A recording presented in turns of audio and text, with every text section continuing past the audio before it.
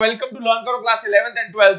We are aiming to provide you guys with premium quality content. यार तुम सबको premium quality content देना हमारी जिम्मेदारी है.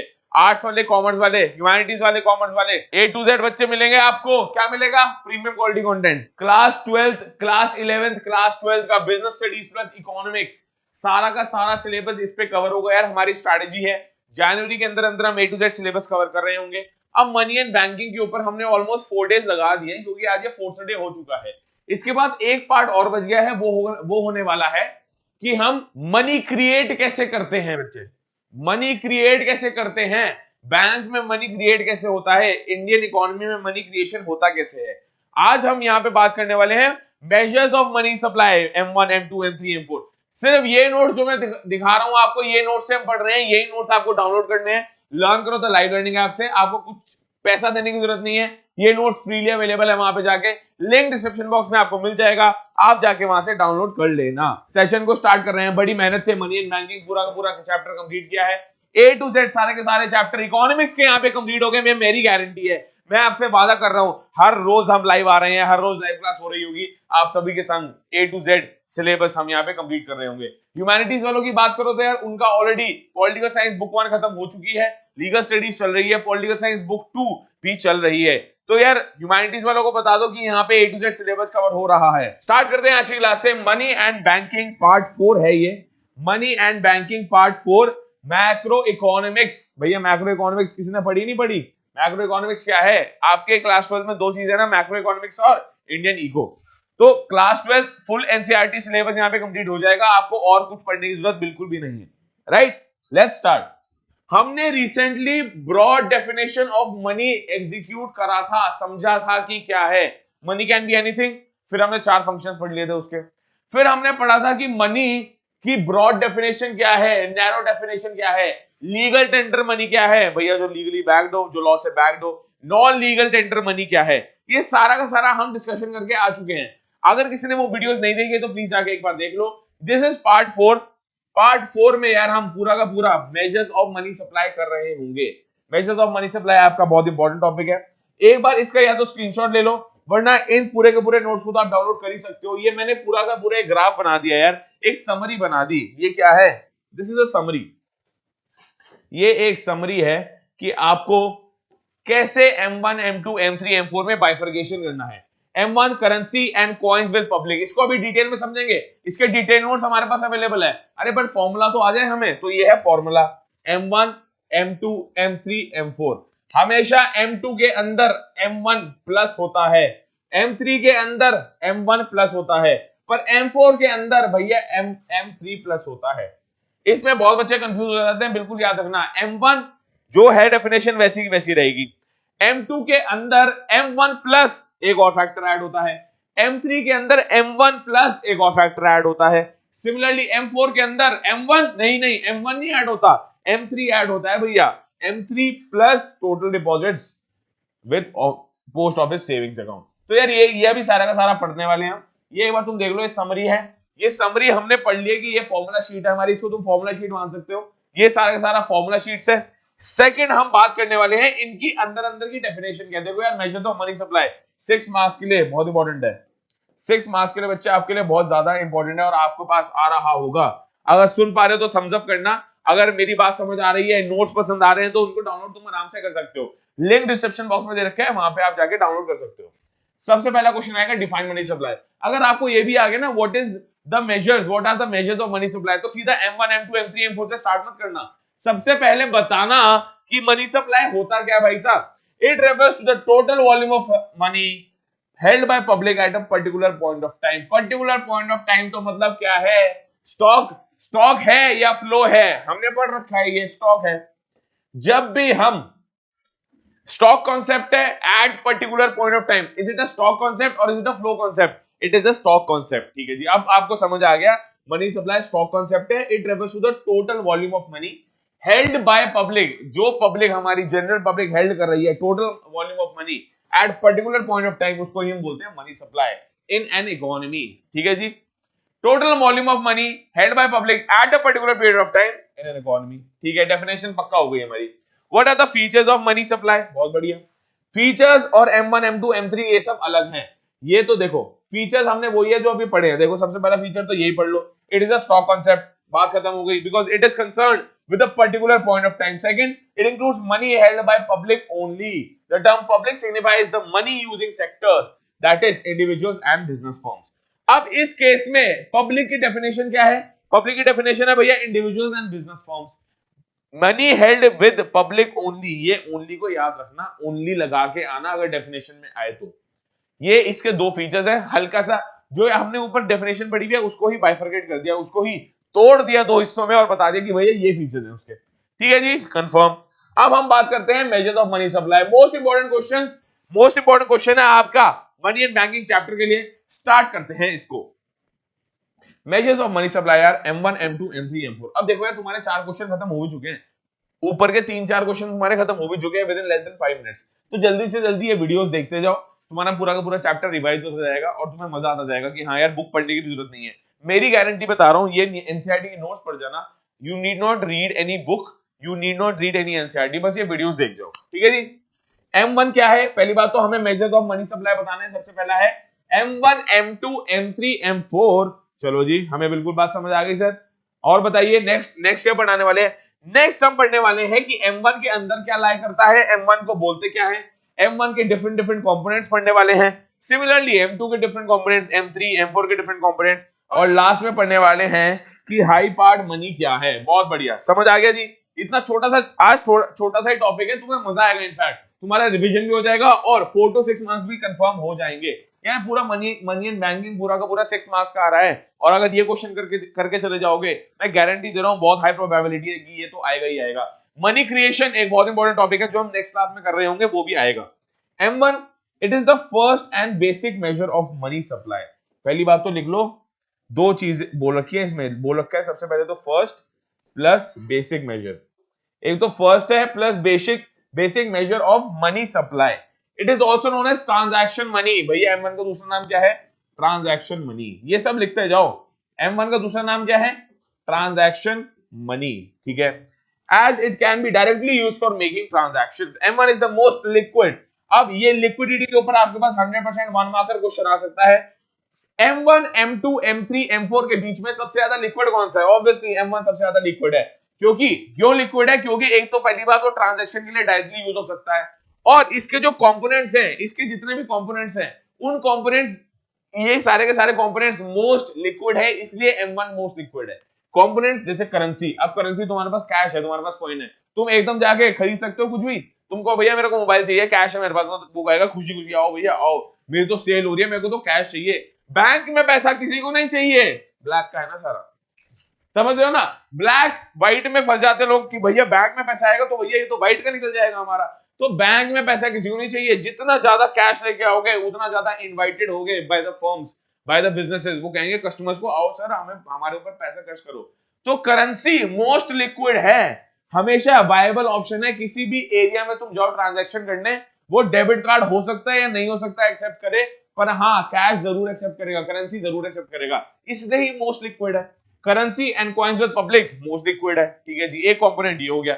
इसकी डेफिनेशन तुम अपने आप पढ़ लेना, घबराने की बात है, सिर्फ थोड़ा एक्सप्लेन करके बताया हुआ है। तुम्हारे पूरे के पूरे जितने भी नोट्स हैं, इनको इस फॉर्म में बताया हुआ है कि तुम्हें लिख के कैसे आना है एग्जाम्स में। हम डिटेल में सब डिस्कशन नहीं करेंगे, मेन पॉइंट पढ़ रहे हैं। तुम ये सारे के सारे डाउनलोड कर सकते हो लर्न करो तो लाइव लर्निंग ऐप पे। अगर अभी तक डाउनलोड नहीं करे तो प्लीज आगे कर लो। ये इसके अलावा और कोई एनसीईआरटी पढ़ने की जरूरत नहीं है, मैं गारंटी बता रहा हूं। Currency held with public guaranteed. Currency money is also termed as fiat money. वाजिबा मतलब करेंसी मनी को हम एक और चीज का नाम भी दे सकते हैं, उसको बोलते हैं फिएट मनी। यार ये एक इकोनॉमिक टर्म है और कुछ नहीं है। फिएट मनी इज डिफाइंड, अब इसकी डेफिनेशन दे रखी है। Fiat money is defined as the money which is under the fiat in order from the government to act as a money under the law, it must be accepted for all the debts. इसका मतलब ये है fiat money कुछ नहीं होता। Fiat money वो money है जो गवर्नमेंट द्वारा ऑथराइज्ड है, जो लीगल है, जो लॉ द्वारा ऑथराइज्ड है, और वो मनी एक्ट करता है, वो यूनिवर्सली एक्सेप्ट हो सकता है, उसको कोई भी लेने से मना नहीं कर सकता। ये फिएट मनी की डेफिनेशन हो गई। It is also known as legal tender money. बताया तो था फिएट मनी का डेफिनेशन अगर तुम ढंग से सुनोगे, ढंग से पढ़ोगे तो तुम्हें पता लगेगा अरे यार ये तो लीगल टेंडर मनी की बात कर रहे हैं। तो yes, it is known as legal tender money as it can be legally used to make payment of debts और अदर ऑब्लिगेशंस। लीगली एक्सेप्टेबल जो है, हमने पढ़ा था cheques, bank draft legally acceptable नहीं है, but they are used in the normal course of transaction, normal course of transaction में use होते हैं, राइट। अब हम आ गए डिमांड। नेक्स्ट कंपोनेंट आपका आ गया demand deposits of commercial bank.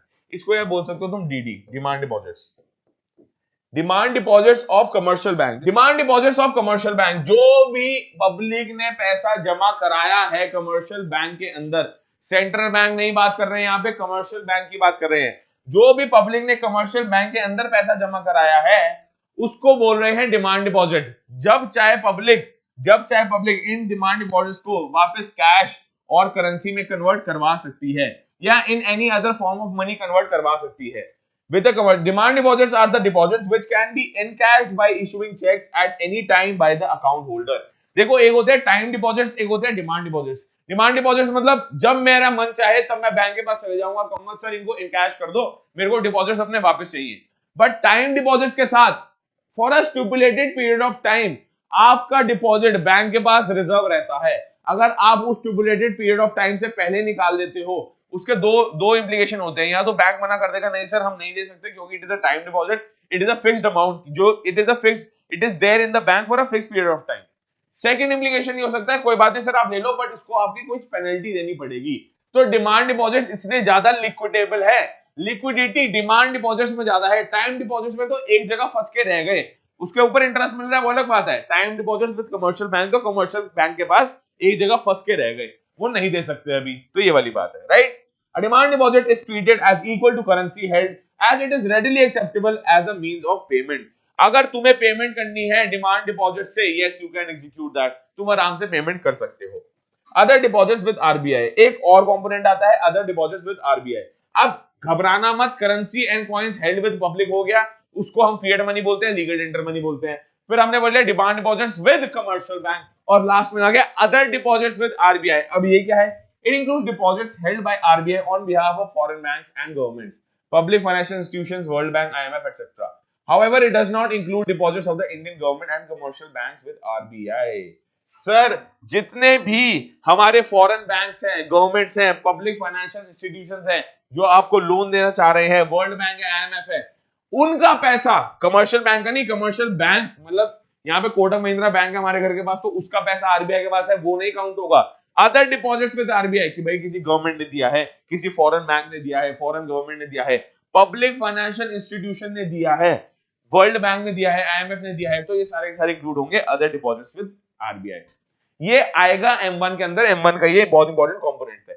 अब अगर तुम इस पे आओ ना दोबारा, देखो जी, हमने पढ़ लिया करेंसी हेल्ड विद पब्लिक, फिर हम आगे currency and coin held with public, demand deposits of commercial bank, other deposits with RBI, हमने ये पढ़ लिया।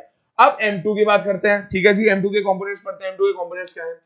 It is a broad concept of money supply. देखो, अगर तुम कहोगे ना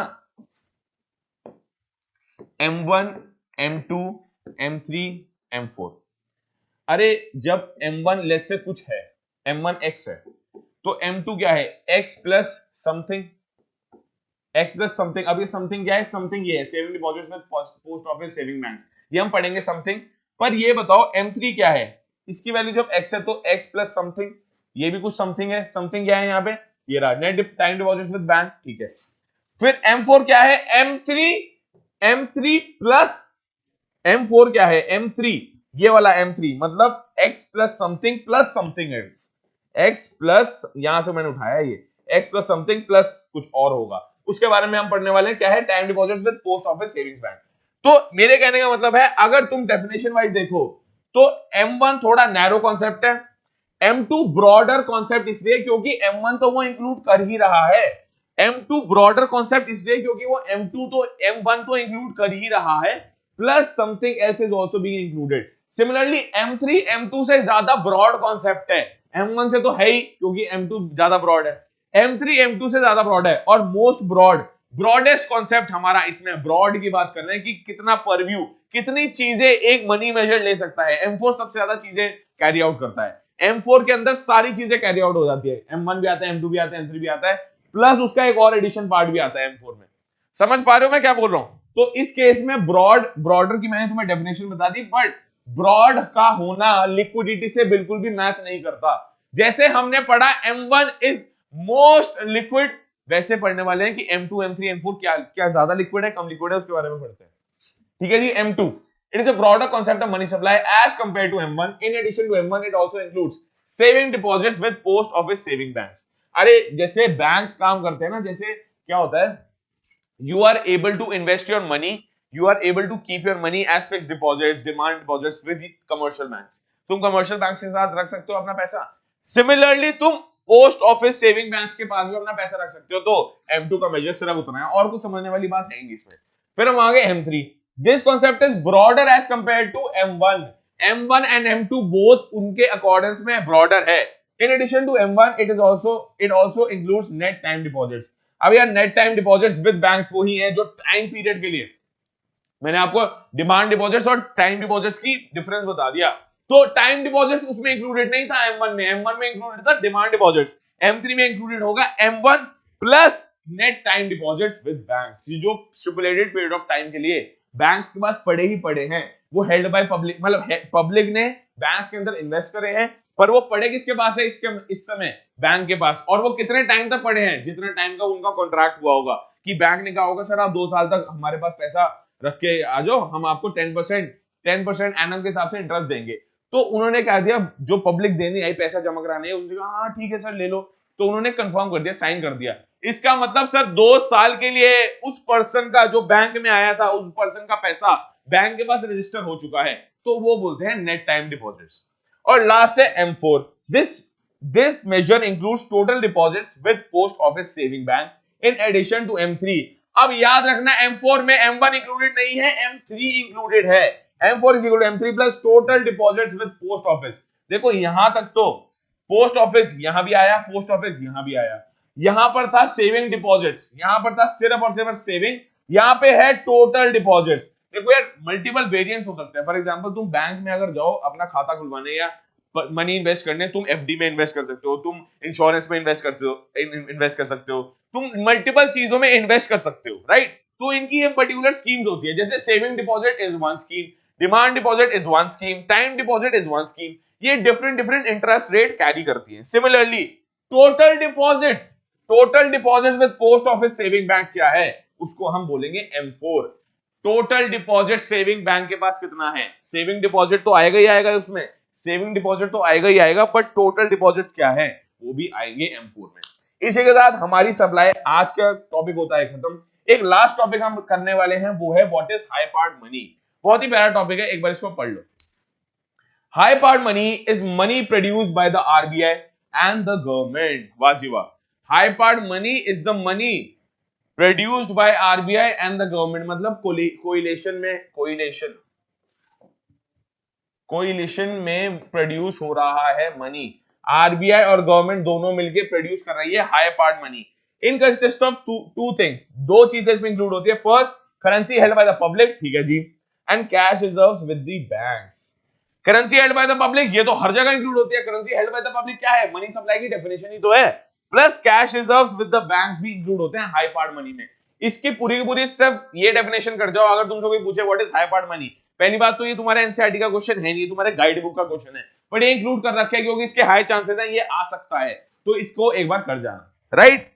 सर इसी के साथ हमारा पार्ट 4 होता है आज खत्म। Thank you so much everyone for joining in. Macro economics का पार्ट 4 हो जाता है हमारा खत्म। देख लो लेस देन 20 मिनट्स में हमारा पूरा का पूरा सेशन खत्म हो गया। Thank you so much everyone for joining in. Macro economics part 4 money and banking खत्म हो गया। एक लास्ट क्वेश्चन रह गया, इसमें दो क्वेश्चन रह गए, मनी क्रिएशन क्या है और central bank versus commercial bank में पूरा का पूरा डिफरेंस क्या है। बहुत ही प्यारा क्वेश्चन है, बहुत ही उम्दा क्वेश्चन है, तुम्हें क्वेश्चन पढ़ के मजा आ जाएगा, कहोगे हाँ यार आज कुछ किया है। तो यार मनी क्रिएशन हम करेंगे नेक्स्ट क्लास में जो होगी कल। हर रोज हम लाइव क्लास ले रहे हैं। अगर आप सेशन में नए हो तो प्लीज लाइक जरूर करना। हमारी एप्लीकेशन डाउनलोड कर लो यार। इस एप्लीकेशन पे आपको A to Z ये जितने भी आपने नोट्स देखे ना अभी तक के, ये जितने भी आप नोट्स देख रहे हो, ये जितने भी प्यारे प्यारे नोट्स देख रहे हो, ये आप सभी के लिए बने हैं और ये सब आप डाउनलोड कर सकते हो लर्न करो द लाइव लर्निंग ऐप पे। ये सारे के सारे नोट्स है जो हम पढ़ा रहे हैं। यार हमने सोचा क्या पीपीटी बनाए तुम्हारे लिए, क्या अलग अलग कॉन्सेप्ट लेके आए, ये सारे के सारे नोट्स ही पढ़ा दिए, खत्म कहानी। ये नोट्स डाउनलोड कर लो, एनसीईआरटी पढ़ने की और कोई जरूरत ही नहीं है। वीडियो देख जाओ, मोर देन इनफ है। बेस्ट क्लास 12 के इकोनॉमिक्स प्लस बिजनेस स्टडीज के बेस्ट क्लास 12 के नोट्स आपको मिल रहे होंगे लर्न करो द लाइव लर्निंग ऐप पे। सारी की सारी क्लासेस की नोटिफिकेशन की हमारी लाइव क्लास कब होने वाली है, सारी की सारी क्लासेस की नोटिफिकेशन आपको मिल जाएगी, plus all video lectures at one place, सारे के सारे video lectures at one place आपको मिलने वाले हैं लर्न करो तो लाइव लर्निंग ऐप पे। लिंक सारा का सारा डिस्क्रिप्शन बॉक्स में देखा है। Thank you so much everyone for joining in. अगर आप नए हो तो यार टेलीग्राम का ग्रुप प्लीज ज्वाइन कर लेना। टेलीग्राम ग्रुप कॉमर्स वालों के लिए अलग बना रखा है, ह्यूमैनिटीज वालों के लिए अलग बना रखा है, साइंस वालों के लिए कोई नहीं है, क्योंकि साइंस वालों को अभी हम टारगेट नहीं कर रहे हैं। ये पूरा का पूरा चैनल कॉमर्स और ह्यूमैनिटीज वालों के लिए ही बना है, और भगवान जाने साइंस इंक्लूड करेंगे या नहीं करेंगे। फॉर नाउ इंग्लिश और इकोनॉमिक्स साइंस वाले यहां से पढ़ सकते हैं। All the very best everyone, जल्दी मुलाकात होगी। Have a great day, bye bye.